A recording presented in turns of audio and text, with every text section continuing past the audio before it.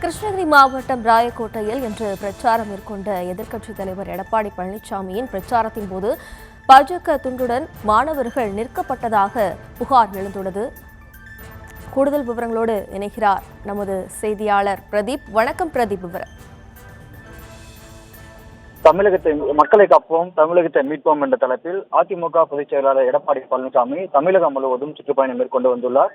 இந்த நிலையில் இன்று கிருஷ்ணகிரி மாவட்டத்தில் 3ஆம் கட்ட பரப்புரையாக ராயக்கோட்டையில் எடப்பாடி பழனிசாமி பரப்புரை மேற்கொள்வதற்காக அதிமுக சார்பில் பிரம்மாண்ட ஏற்பாடுகள் செய்யப்பட்டிருந்தது.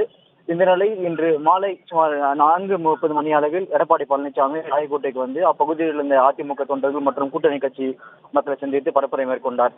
அப்போது பள்ளி முடித்துவிட்டு வீட்டுக்கு திரும்பிக் கொண்டிருந்த பள்ளி மாணவர்கள் அந்த கூட்டத்தை கண்டவுடன் நாங்கள் சென்றபோது அப்பகுதியில் இருந்த பொதுமக்கள் அவர்களை அழைத்து அந்த பள்ளி மாணவர்களின் தோளில் கூட்டணி கட்சியான பாஜக மற்றும் அதிமுக கொண்ட துண்டுகளை அறிவித்து அப்பகுதியை வரவேற்புக்காக நிறுத்தி வைத்தனர்.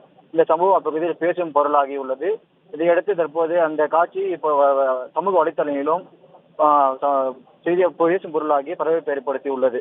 மேலும் இதையடுத்து அப்பகுதியில் வந்த எடப்பாடி பழனிசாமி பரப்புரையை முடித்துக் கொண்டு அடுத்த பயணத்தை மேற்கொண்டுள்ளார்.